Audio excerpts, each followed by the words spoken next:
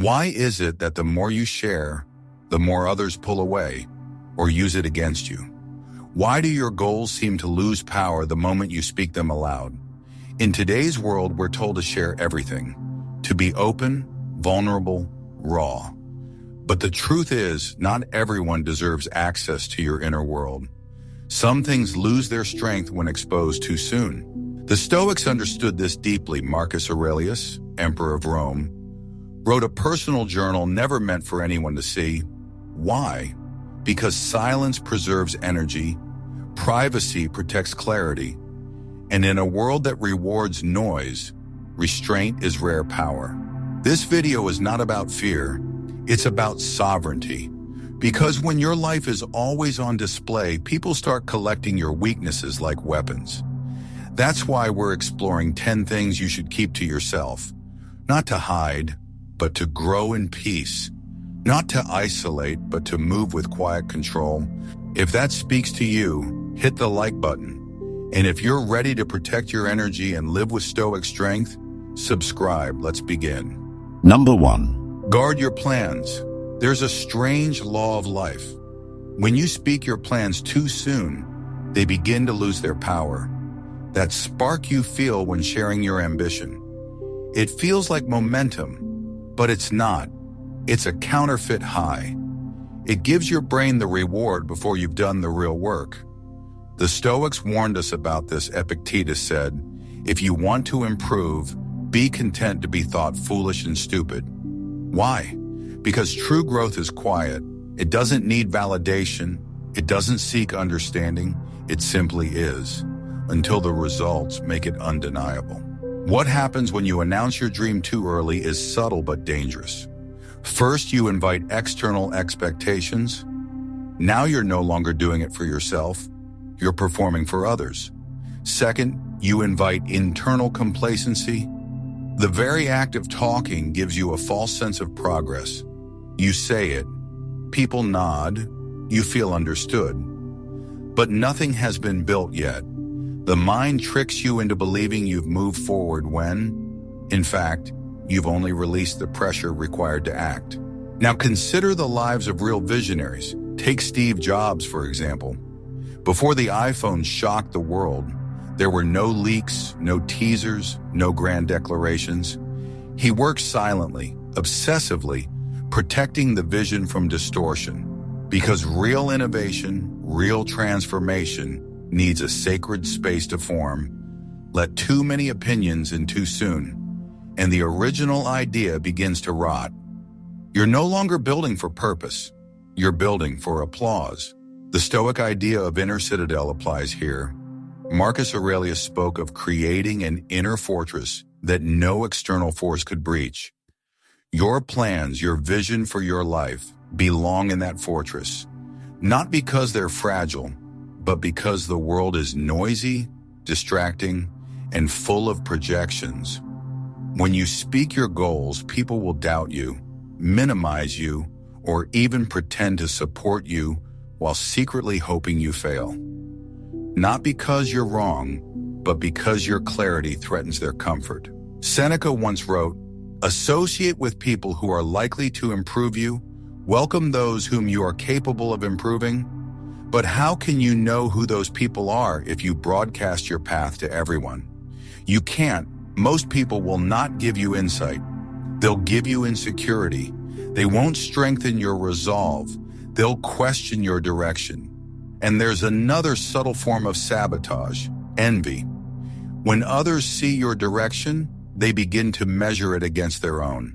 And when envy enters the room, support becomes performance. They'll smile, but they won't mean it. They'll encourage, but only until your light gets too bright. That's why the Stoic moves in silence. Not because he fears judgment, but because he honors the sacred energy of creation. Growth, real growth, happens beneath the surface. A seed doesn't scream while it breaks open underground. The most transformative seasons of your life will look invisible to others, and that's exactly how it should be. You don't need to explain, you don't need to convince, and you certainly don't need to perform. The results will speak louder than anything you could say. That's not arrogance. That's alignment with nature. You see, there's a kind of nobility in restraint, a quiet defiance that says, I don't need your approval to begin. I don't need your applause to continue. I don't need your permission to finish. That's real power. That's Stoic power. It's the kind of strength that doesn't make noise. It makes history. So guard your plans, not from fear, but from delusion. Protect them the way a craftsman protects his tools, the way a builder protects the foundation, and the way a Stoic protects his soul. Because once your energy is fragmented by opinions, expectations, and ego, your focus dies. And when focus dies, the plan dies with it. Let your silence be your sanctuary. Let your discipline be your declaration. And when the time is right, let your results be your revolution. Number 2. Protect your soft spots. There's a kind of strength the world forgets. Quiet strength. The kind that doesn't parade its wounds or turn pain into content. The Stoics understood this well. Your vulnerabilities are not weaknesses to be displayed. They're sacred thresholds of growth. And when you share them too freely, too publicly, you don't heal. You scatter. You dilute what needs concentration. You expose what still needs shelter. Epictetus once said, don't explain your philosophy, embody it. The same applies to your wounds. They don't need to be explained to the world. They need to be lived through, slowly, carefully, and with intention. Healing is not a public event. It's not something you announce for applause. It's something you do in silence or in the quiet company of someone who has earned the right to see you that raw. Because not every listener is a safe container. Some people aren't listening to understand. They're listening to remember, to store, to later use your softness as leverage. The moment you reveal your pain to the wrong person, you give them power, not intentionally, but emotionally. And if they are unwise, they will mishandle that power. Some will pity you, some will judge you, some will twist your experience into gossip. And the most dangerous among them will mirror your pain just enough to get close, only to betray it when it benefits them most. The Stoic way is not to harden, but to be selective. It is to understand that privacy is protection and discernment is wisdom in motion. Let's reflect on the life of Howard Hughes, a brilliant man, wildly successful, but deeply fractured inside. In his later years, he withdrew almost completely, not because he hated the world, but because he understood something few do. When your inner world is unstable, the last thing you need is exposure. He tried to manage his environment obsessively. While his story is complex and even tragic, it reveals a truth most ignore. When the soul is fragile, it doesn't need visibility. It needs space, and time, and solitude. And Marcus Aurelius, burdened with grief and the weight of empire, processed his emotional storms not in the public square, but in his private writings. His meditations are not proclamations, they are confessions. Penned not for an audience, but for himself, he wrote, "Nowhere can a man find a quieter or more untroubled retreat than in his own soul." That is the Stoic model for healing. Go inward, fortify your inner citadel, and speak only when the storm is past, not while it's still raging. But modern culture tells us the opposite. Share more. Be vulnerable everywhere. Cry on camera. Post your breakdowns. Call it bravery. But the truth is, when you constantly turn your pain into content, you begin to lose the boundary between who you are and how you're perceived. Your healing becomes performance. Your wounds become your brand. And your identity begins to revolve around the very thing you were trying to outgrow. That's not healing, that's entrapment. So what does a Stoic do instead? He guards his pain, not with denial, but with reverence. He knows that unprocessed pain is tender, and tenderness is not weakness. It's signal, a sign that more care is needed, not from others, but from within. And until that care is complete, the Stoic speaks only to those who have earned the right to hear. Before you share, pause, ask yourself, is this person capable of holding what I'm about to give them? Will they honor it or exploit it? If the answer isn't a confident yes, let silence be your sanctuary, not to hide, not to fake strength, but to give yourself the sacred space to become stronger in truth, not in appearance. Because in the end, it's not the pain that destroys you, it's the exposure of it before it's ready to be seen. Heal quietly, grow inwardly, and when you finally speak, let it be from the scar, not the wound. That's the Stoic way. Number 3. Keep finances private. Money changes how people see you. Long before it changes you, that's why your financial life is something the Stoics would advise you to guard. Not because it's shameful, but because it's powerful. When others know what you earn, what you own, or how you spend, they begin to project their beliefs, fears, and silent expectations onto you. And once that happens, your freedom, the most sacred Stoic value, begins to shrink. At the core of Stoic thought is the detachment from externals. Marcus Aurelius reminded himself, receive without pride, let go without attachment.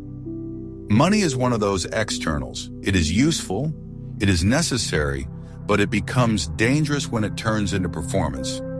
And today, performance is everywhere. People don't just earn, they announce. They don't just buy, they broadcast. The value of money has shifted from utility to identity, and that shift slowly erodes your sovereignty. You may believe that talking openly about your financial situation builds trust or transparency, and in rare cases, with trusted partners or financial mentors, it does. But more often, it builds imbalance. If you're doing well, envy will follow you quietly. People may smile, but their perception changes. Not because you changed, but because their image of you did. They may admire or worse, expect. If you're struggling, pity creeps in, judgment follows, advice, unsolicited and shallow, pours in from mouths that never walked in your shoes. This is why the Stoic protects his financial truth. Because when your money becomes the lens through which people see you, you stop being a person and start being a projection. Keanu Reeves offers a rare, modern example. Despite his immense wealth and global fame, he remains quiet, understated, and detached from material display. He rides the subway, he gives generously but silently, he separates his value from his assets. That's not just humility, that's wisdom in practice. He understands that real connection must be built on character, not currency. And when you keep your financial life private, you protect the authenticity of your relationships. People see you, not your bank account. Seneca, one of the wealthiest Stoics, understood this tension. He wrote, "Wealth is the slave of a wise man and the master of a fool." He didn't condemn wealth, but warned against being owned by it, talking constantly about your income, your investments, your gains. It doesn't make you powerful, it makes you exposed. And exposure, in this context, weakens clarity. Because the more others know, the more they expect. And expectations create invisible chains. Even in close relationships, disclosure must be conscious. Not out of fear, but discernment. Ask yourself, is this information necessary here? Will it bring understanding, or will it breed complexity? Because once money enters the room, it rarely stays quiet. It lingers in tone, in silence, in assumptions. It becomes a ghost that haunts every interaction. And then there's the danger within. When you constantly speak of your financial status, wins or losses, you begin to attach your identity to numbers, and slowly, your self-worth starts rising and falling with your net worth. That is not Stoicism. That is slavery. The Stoic knows you are not what you own. You are what you do, how you live, and who you are when no one's watching. So keep your finances private, not out of secrecy, but self-respect, not out of shame, but strength. Create a space where your money serves you quietly without needing to be validated publicly, where you can make choices without judgment, grow without noise, and give without needing credit. Because in the end, real wealth is peace, and peace is only possible when your life is no longer up for auction. That is the Stoic standard. Number 4. Give without noise. The Stoics believe that real virtue is silent, that if your goodness requires an audience, it's no longer goodness, it's theater. This principle applies most clearly to the way we give. In a world obsessed with optics, generosity has been turned into content. Deeds meant to uplift others are now edited for likes, captioned for clout, and marketed as moral currency. But Stoicism warns us, when your kindness needs a witness, it's no longer about the act. It's about the image. Seneca once said, "The reward of a good deed is having done it." That's it. No applause needed, no public display required. The act itself, if truly grounded in virtue, is enough. Because Stoic generosity is not transactional, it doesn't expect praise, thanks, or recognition. It's a quiet offering from integrity, not a shout from ego. And yet, everywhere we look, we see virtue turned into spectacle. Donations announced through press releases, charity live streams framed more as self-branding than selflessness. Random acts of kindness filmed with the perfect camera angle. At some point, we have to ask, who is this really for? The Stoics' answer is simple. It should never be for the giver. The moment generosity becomes a marketing tool, it has already lost its soul. This is where the example of Chuck Feeney stands out like a mountain in the fog. A billionaire who gave away nearly all his wealth in secret. He supported education, healthcare, human rights. Yet for decades, few even knew his name. No foundations bearing his initials. No buildings shouting his generosity. He simply gave, quietly, consistently, because the reward was not in being known, but in knowing he'd done good. That is the Stoic path. Giving, when pure, transforms the giver. It sharpens humility. It fortifies compassion. But when corrupted by vanity, it backfires. You become addicted to feedback. You begin curating your image of goodness rather than embodying it. You become a slave to perception, and the Stoics were very clear. Freedom from public opinion is essential for a tranquil mind. Epictetus taught, "Seek not for events to happen as you wish, but wish for events to happen as they do." In giving, that means releasing control over how your kindness is perceived, or whether it's even noticed. The Stoic gives, then lets go. He doesn't chase applause. He doesn't count compliments. He knows that a good deed kept private nourishes the soul, while one made public often inflates the ego. Of course, this doesn't mean you can never share what you've done. Sometimes stories inspire. Sometimes examples light the way for others. But the Stoic always pauses to ask, why am I sharing this? If the answer is rooted in impact, not attention, perhaps it's still aligned. But if the motive is admiration, image, or praise, then even the noblest act becomes corrupted. There's a sacredness to silent giving. When no one sees it but you, it becomes part of your inner structure. It builds an identity not reliant on praise, but anchored in private truth. It reminds you that real power doesn't need to be announced. It needs only to be lived. And that's why the Stoic gives quietly, because he understands that the deepest integrity is invisible, that the most meaningful gifts often go unnoticed, and that virtue, when pure, is its own reward. So give, but give without the echo of ego. Let your actions flow from who you are, not how you want to be seen. Let your service be sincere, your hands steady, your heart humble, and above all, remember, the most beautiful acts are the ones no one ever knows about. except the one who received them and the one who did them without needing credit. That is Stoic giving, quiet, grounded, free. Number 5. Heal the home in silence.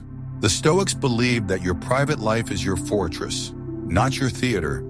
They taught that healing begins in stillness, not exposure. Yet today, we are conditioned to do the opposite. The moment conflict arises in our personal relationships, the urge to vent, post, and share floods in. But in trying to feel seen, we often lose the one thing that's most essential to repair: peace. Marcus Aurelius wrote, "Be tolerant with others and strict with yourself." This wasn't just about moral discipline, it was about restraint in judgment and expression, especially when it comes to the home. The home is sacred. It is where your soul rests, your heart reveals itself, and your vulnerability is most exposed. Bringing the public into that space is like inviting a storm into your sanctuary. Outsiders do not understand the full context. They do not see the shared memories, the silent forgiveness, or the moments of quiet reconciliation. All they see is the snapshot you offer, and they judge it as if it were the whole story. When you air out your family problems, even with good intentions, you hand over control of your story. You give fragments of your life to people who don't carry the consequences of what they advise. And worse, once you let their voices in, it becomes harder to hear your own. The healing process is no longer between 2 or 3 souls trying to understand. It becomes a performance for the opinions of many. The sacred becomes strategic, the personal becomes public, and healing, instead of deepening, becomes diluted. Consider the example of Denzel Washington. Despite being one of the most recognized actors in the world, he has kept his personal and family life remarkably private. Not because he's hiding, but because he's protecting. He understands that peace grows in silence. That intimacy, once made into a spectacle, begins to fracture. It's not a matter of secrecy, it's about reverence. Some things are too meaningful, too delicate, to be handled by the rough hands of public opinion. Seneca warned us, we suffer more in imagination than in reality.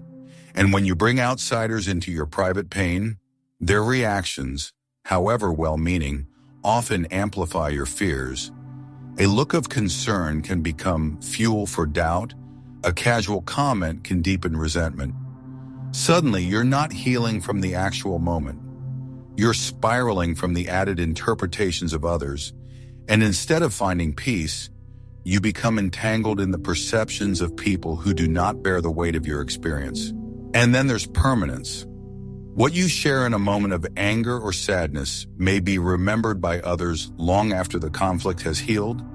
You may forgive your partner, your sibling, your parent, but the friend you vented to may not.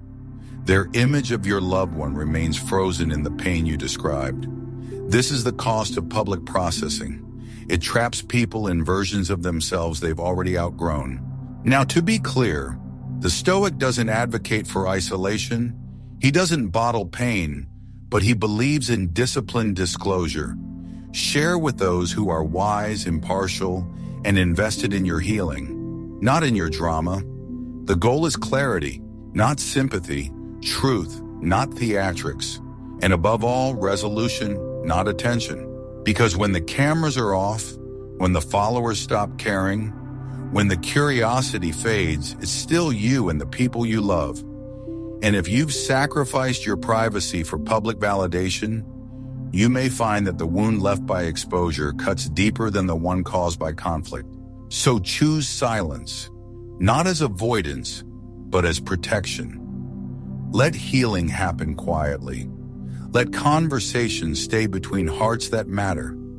And when forgiveness comes, let it arrive without needing to be displayed. Because the strongest homes are not the ones without struggle, they are the ones where struggle is handled with care, carried with respect, and healed in the silence of trust. That is the Stoic way. Number 6, let belief speak through action. The Stoics didn't preach. They practiced. They believed that a man's values should be etched into his behavior, not carved into his speeches. In a world where everyone is trying to prove their beliefs through endless explanations, arguments, and declarations, the Stoic moves in silence, not because he lacks conviction, but because he understands that real conviction is not announced. It's embodied. Epictetus said it clearly. Don't explain your philosophy, embody it. In today's world, that statement feels almost rebellious. We've been taught to speak out, to argue, to correct, to post. But Stoicism turns that impulse on its head. It says, don't waste your breath convincing the world. Spend your energy becoming the kind of person who doesn't need to. Because when you live in alignment, the proof becomes undeniable. Not in what you say, but in how you show up, especially when no one is watching. And here's the truth. The more you feel the need to explain your values, the more likely it is you haven't fully integrated them. Real integrity doesn't demand recognition. It doesn't need applause. It finds satisfaction in consistency. Seneca reminded us. Live among men as if God beheld you. Speak to God as if men were listening. It's a powerful reminder that our behavior, more than our beliefs, is what shapes our legacy. Consider Fred Rogers, a man not known for fiery opinions, but for his gentle consistency. He didn't win debates. He didn't argue his morality. He didn't post about his values. He lived them. Through every interaction, every quiet moment of presence, he embodied patience, love, and resilience. His power wasn't in words, it was in presence. That is the Stoic model. Let your life be your loudest message. This principle also explains why the Stoic remains calm in the face of misunderstanding. He doesn't panic when people misjudge him. He doesn't feel the urge to defend himself with explanations. Instead, he focuses on his actions, knowing that time and consistency reveal truth better than any argument ever could. Over time, your behavior becomes your reputation, and reputation built from action is far more resilient than one built on rhetoric.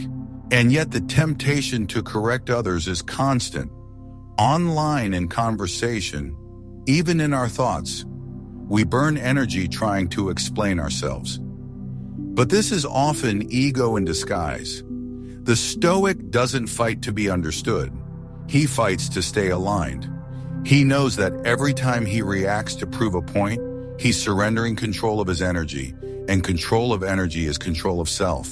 Furthermore, there's a kind of peace that comes with letting go of the need to be right.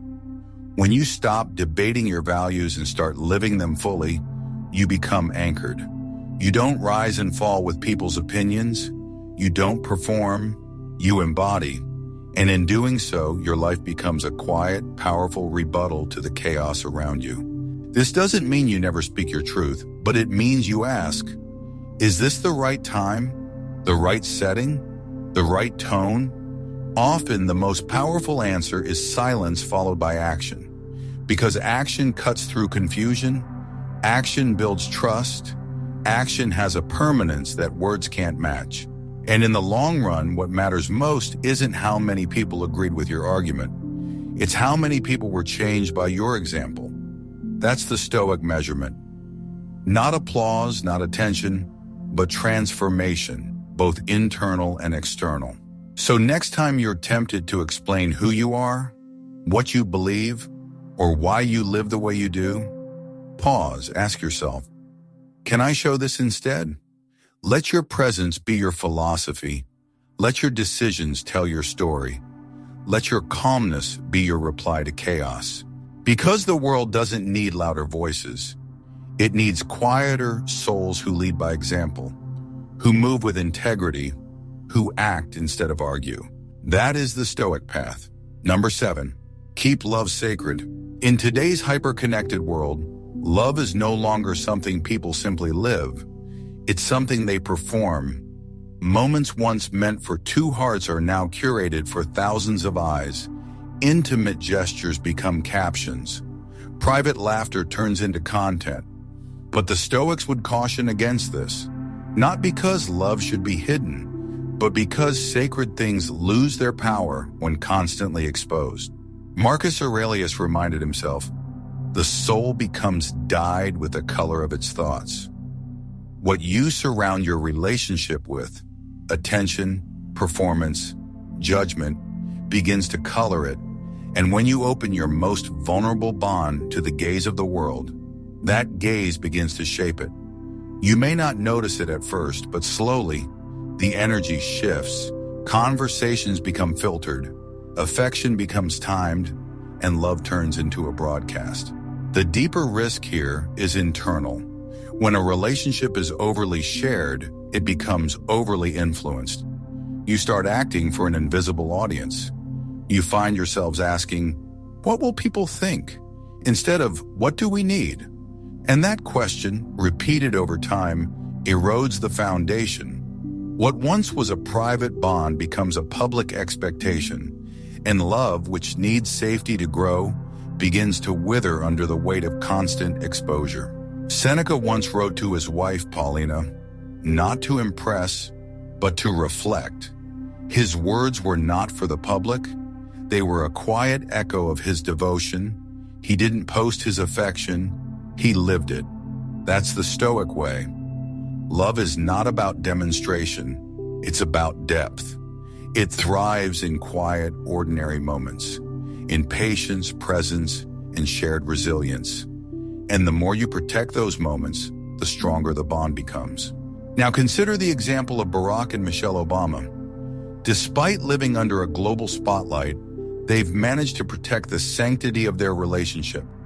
They share glimpses, but never performances. Their intimacy feels authentic because it hasn't been stretched into a storyline.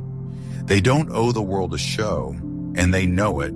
That clarity has likely preserved what many couples lose: privacy and the freedom to be real with each other. And this brings us to a core Stoic idea: self-containment. The Stoic understands that not everything valuable needs to be validated by others. Love especially doesn't grow through public approval. It grows through private alignment. When you constantly share your relationship online, you invite not only praise, but projection. Strangers begin to weigh in. Some compare, some envy, some criticize. And that noise, however distant, can start to infiltrate the silence where intimacy lives. Of course, this doesn't mean you avoid celebrating love. It doesn't mean you never share a photo, a story, a beautiful truth. But it means you choose what stays sacred. You recognize the difference between connection and content. And you remember that the most powerful parts of your relationship, the trust, the forgiveness, the quiet understanding, don't need an audience. They need protection. Because love isn't made stronger by attention.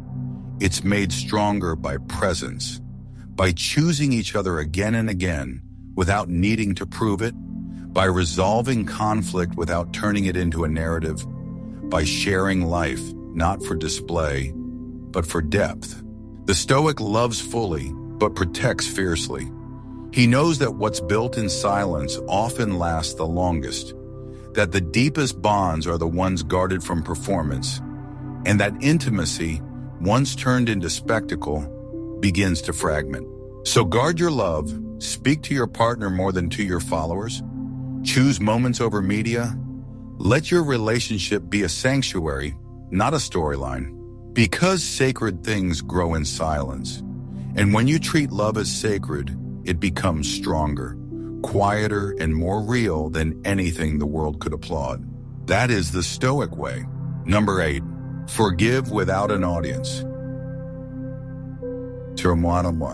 Forgiveness is one of the most profound acts of inner strength. But like all sacred things, it loses its purity the moment it becomes performance. In our current culture, we're encouraged to announce everything, even the things meant to be private. We share our healing stories, post about our forgiveness journeys, and sometimes subtly broadcast how evolved we are.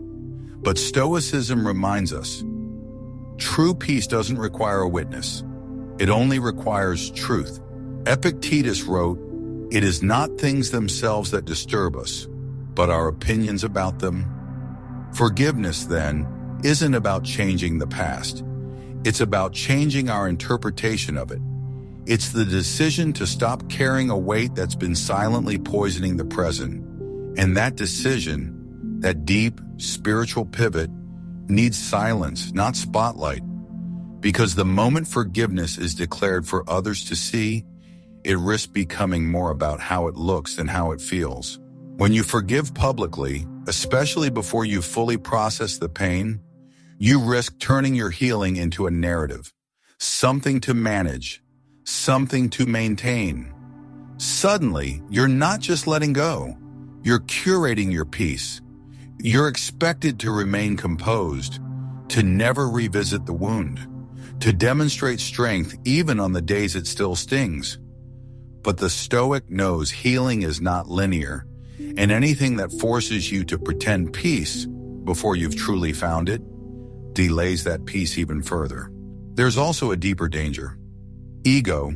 Forgiveness can become a covert way to claim superiority. Look how kind I am. Look how mature I've become. But the Stoic doesn't forgive to impress others. He forgives to free himself. He doesn't say, "I forgive you," for the applause. He simply stops allowing the pain to rule his thoughts.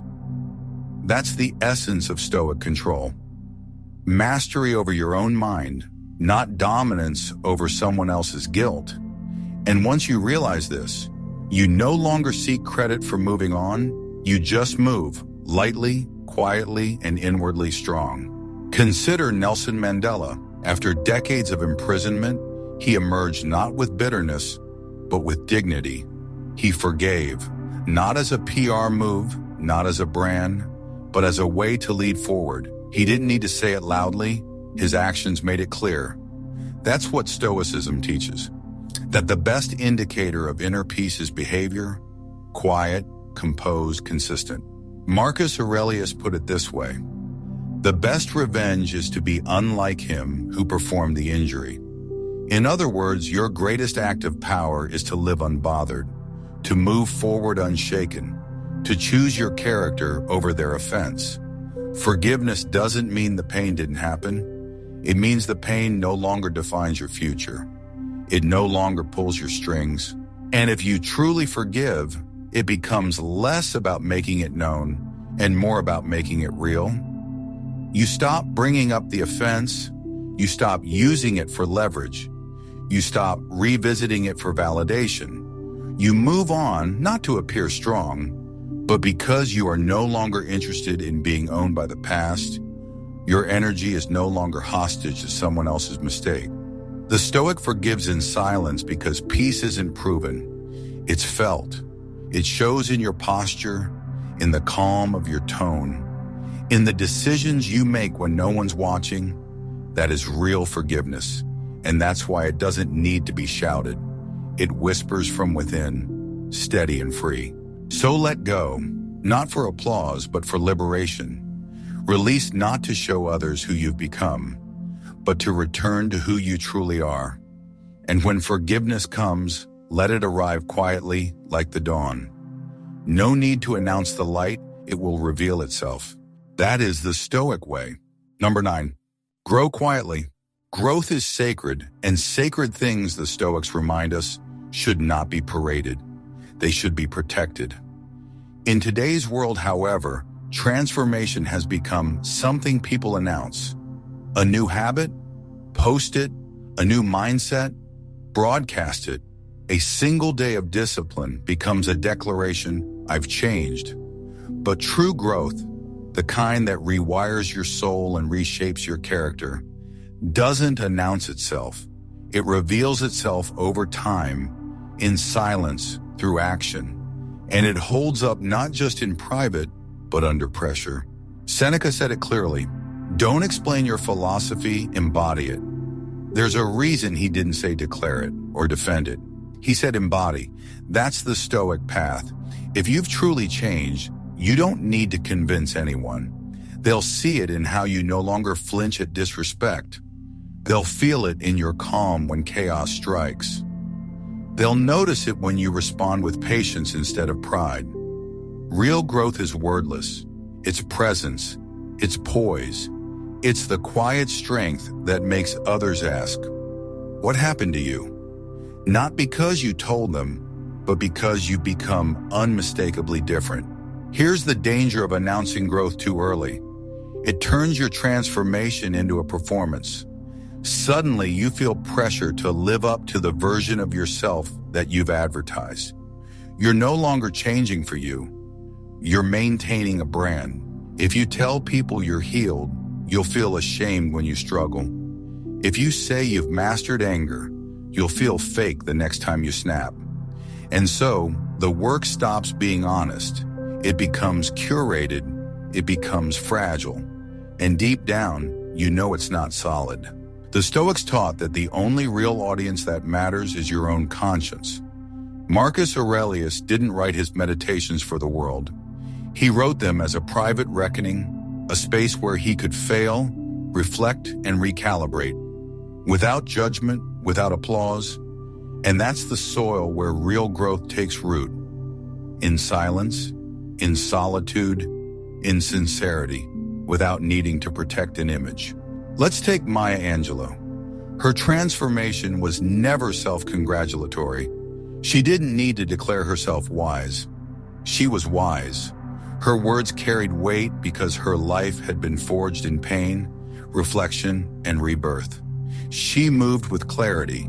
She carried her growth with grace, and the world couldn't help but notice. Not because she asked them to, but because her presence spoke louder than any proclamation could. That is what happens when growth is rooted in truth. It speaks without speaking. Silence protects the fragile early stages of change. When no one's watching, you can fail without shame. You can learn in peace. You can transform without pressure. That's what makes growth sustainable. If you seek applause too soon, you give away your power. You become dependent on being seen. But if you grow quietly, your change becomes resilient. It becomes unshakable. You're no longer afraid of slipping because you never claimed perfection. You only committed to evolution. When the Stoic grows, he doesn't say, "Look at me." He simply lives in such a way that others feel compelled to look inward. His power isn't in what he preaches, it's in what he models. And that's the difference between performance and practice. One crumbles under pressure, the other thrives in it. One fades when attention disappears. The other becomes stronger in the dark. So the next time you feel the urge to announce your change, resist it. Let your progress mature in silence. Let your identity be shaped by practice, not praise. The Stoic doesn't seek applause for rising. He seeks integrity in walking, quietly, consistently, unshaken. Because when growth is real, it doesn't need permission, proof, or performance. It changes how you live, not how you look. And that kind of growth, it doesn't fade. It becomes your new foundation, not loud, but lasting. That is the Stoic way. Number 10, honor your pain in private. There are pains in life that feel unspeakable, not because we're ashamed of them, but because words can't contain them. They aren't meant to be explained on impulse or turned into instant narratives. They are meant to be sat with, meant to be felt, meant to be understood deeply before they are ever spoken aloud. But in a culture that celebrates oversharing, even our deepest wounds are now performed, turned into content, into captions, into confessions for clout. And in doing so, we often rob those wounds of their sacredness. Stoicism reminds us that pain is not weakness, nor is it an opportunity for self-pity. Pain is information. Pain is a teacher, Marcus Aurelius, who endured the deaths of his children, betrayal from those closest to him, and the crushing weight of imperial duty, didn't parade his suffering. He meditated on it in silence. In his journal, he wrote, "You have power over your mind, not outside events. Realize this, and you will find strength. That strength begins with silence. Not suppression, not denial, but stillness. The kind of stillness that lets suffering do what it's meant to do. Reshape you from the inside out. When you expose your pain too early, too often, you invite misunderstanding. You open sacred wounds to careless eyes, and worse, you risk identifying with your trauma so completely that you begin to perform it. You become known not for your clarity, but for your crisis. And in the process, healing slows, because instead of moving through pain, you begin to orbit it. You use it to feel seen, and slowly, without knowing it, your suffering becomes your story. But Stoicism teaches us something else. Your pain is not who you are. It's where you've been, and it's meant to elevate you, not define you. Frida Kahlo lived in agony, broken spine, shattered pelvis, endless surgeries. Yet she never made her suffering a spectacle. She channeled it into her paintings, raw, bold, private. She didn't seek pity. She didn't build her identity around her wounds. She turned pain into perspective. That's the difference. Pain can make you louder, or it can make you deeper.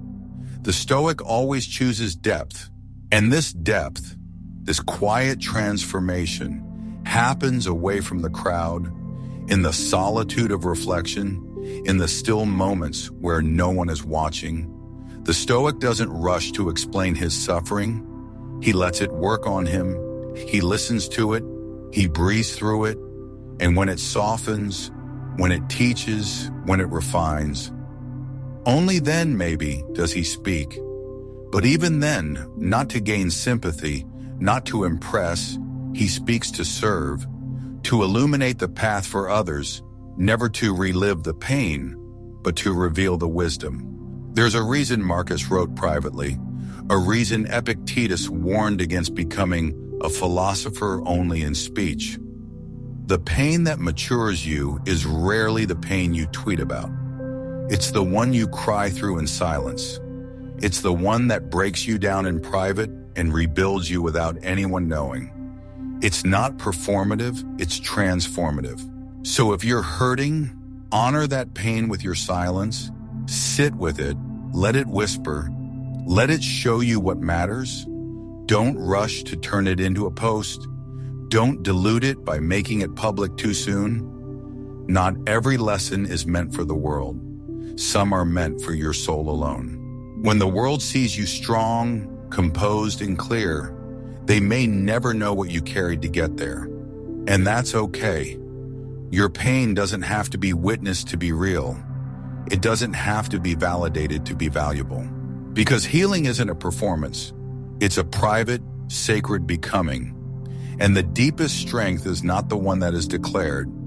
It's the one you carry silently every day as you rise. That is the Stoic way. In a world that urges you to speak, post, and prove, there is immense power in restraint.